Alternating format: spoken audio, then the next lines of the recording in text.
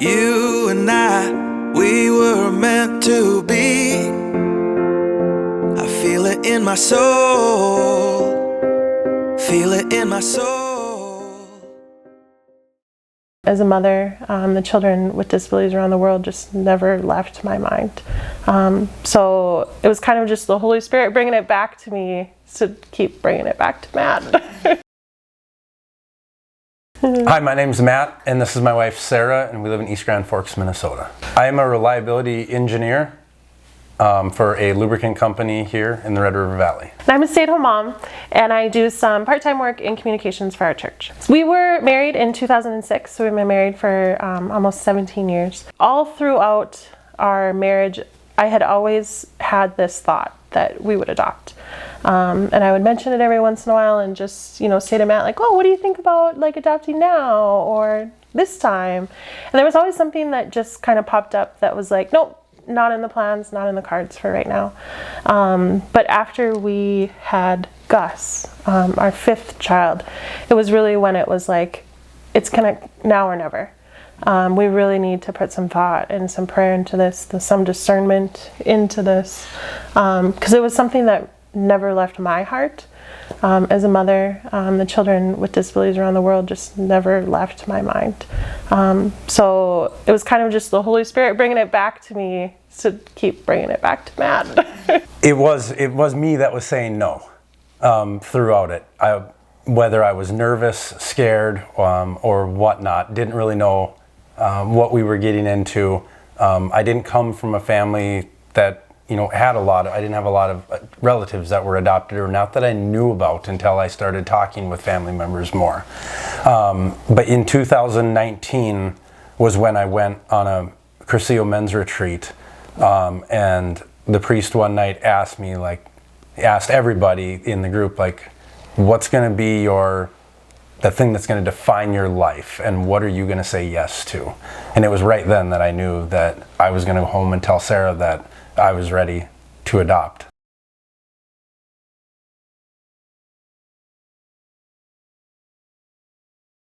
I was driving around doing sales calls one day, and all of a sudden this picture pops up on my phone, like the hundreds before that she had sent me.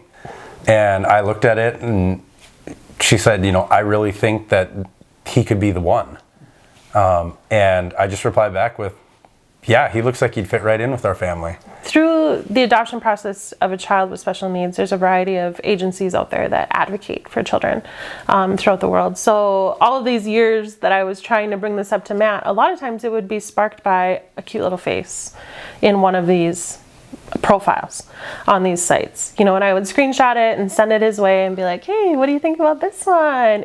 Just kind of as an icebreaker way to kind of put it back onto his heart. Once we had landed on a child with Down syndrome who, also was a boy, we had discerned that we wanted to add a boy to our family. I was scrolling through one of those groups and saw his picture, and it didn't even say what country he was from. It didn't even say, Serbia. It said Eastern Europe. I had no idea when I was, screenshotting this picture and sending it to Matt where he was at, but really it didn't matter. At that point, we fell in love with him instantly. Yeah, it was almost like whatever parameters, we just hoped that we qualified for that country and we were, going to be able to make it work. In 2020, in June of 2020 was when we found Rex and asked permission from the country to adopt him.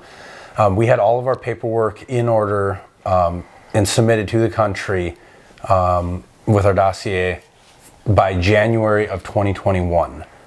So we were one of the fastest ones on record ever to submit to Serbia with that paperwork. That in mind, we thought initially that maybe we'd be traveling by May of 2021. When it didn't happen, there was then a government shutdown for the summertime. We were almost certain, we thought, that we'd be traveling in October, November of 2021. And that didn't happen either. They just kept getting delayed by the pandemic and different things going on in their government. So then the family ahead of us, they actually graciously offered to travel over Christmas. So they missed Christmas at home with their family to go pick up their child so that we were then able to travel in February of 2022. Why does that make you so sad? Not sad, thankful for that family to give up the sacrifices that they gave, to actually go back and get their second child out of the orphanage so that we could then get there. The selflessness that they had it's just unfathomable to me how selfless of an act that was, for them to miss Christmas with their family, with their daughter, and go over there to bring their son home so that we could go. It was nothing, it wasn't about getting to their son.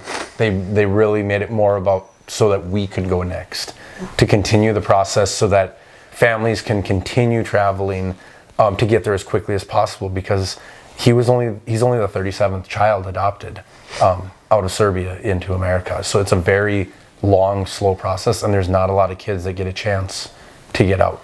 It was a time that we had to really just trust in the Lord's timing, and just say that, you know, there's a reason for this wait. Your baby just walked into a room, you know, like the first time you like lay eyes on them, it was just really beautiful. And it's, you know, you want to just run and just be like, scoop them up.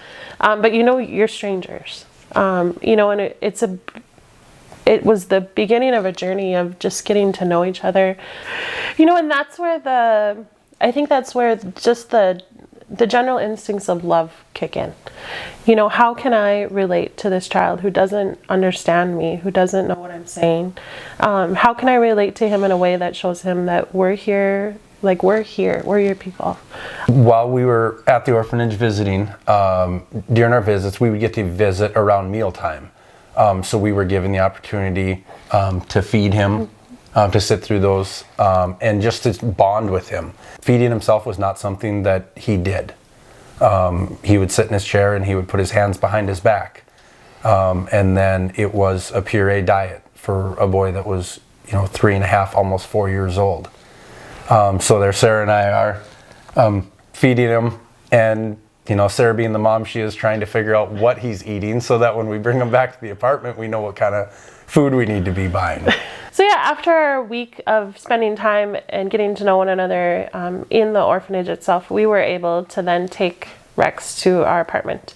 We knew that would be about a 2-week span, and we really just spent time doing what every family does. You know, it was meal times, it was bath times, it was walks, and we quickly realized that we're not doing anything out of the ordinary. We have no special skill set to, you know, parent a child with Down syndrome.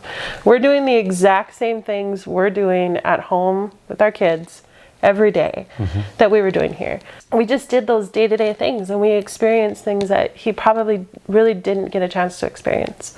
You know, just even the simple things of being able to watch the cars go by as we were walking down the road, and driving in a car, you know, taking a taxi to downtown Belgrade, and what does that look like, and just all the new textures and flavors and smells and sounds. Once it wasn't necessarily when we were at the orphanage, but once we got him back to the apartment, and I realized that we're just being parents.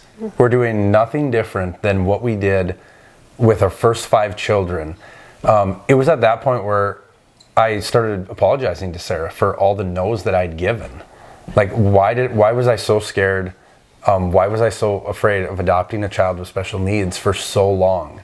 And that's when we started putting together that, you know, all the no's were for a reason. Like, all the no's were good because they led us to this moment that we were currently in, you know, in the middle of winter, sitting in Belgrade.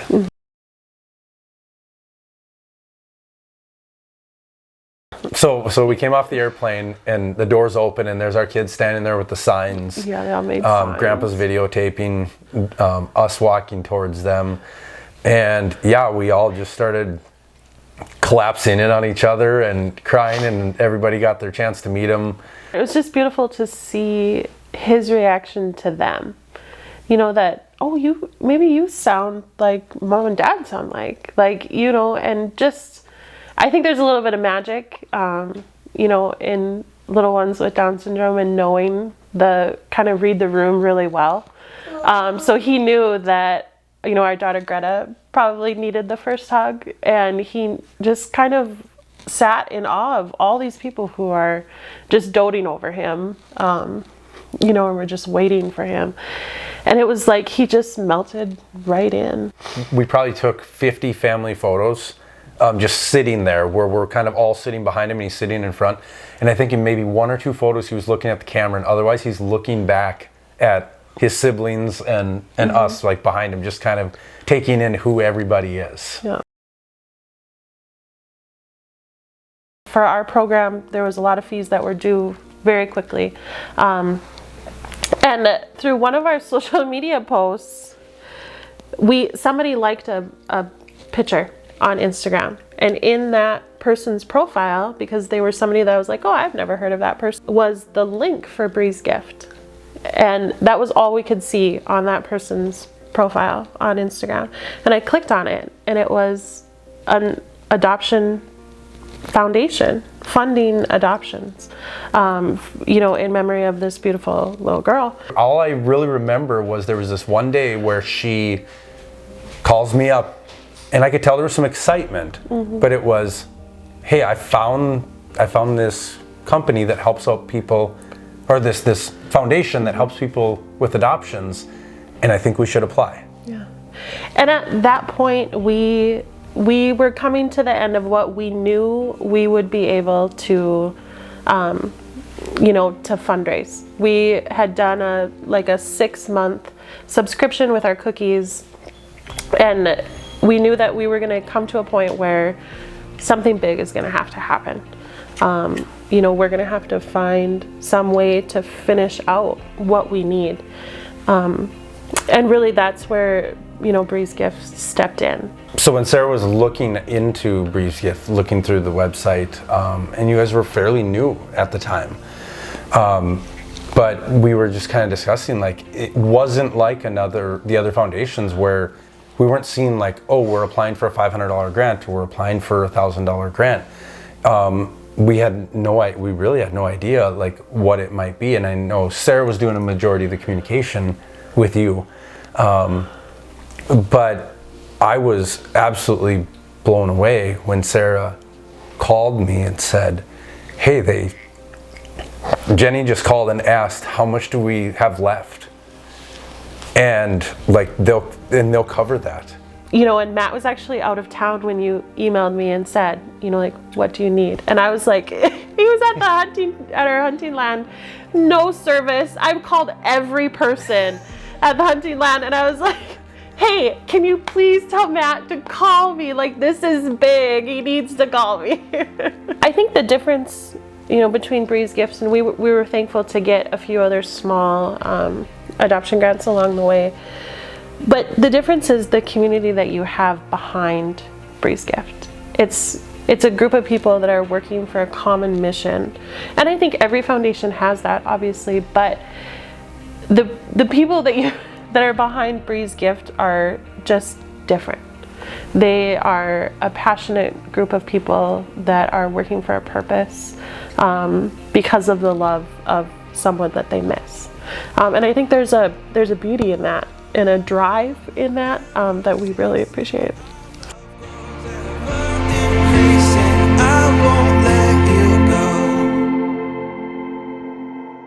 We were made for each other.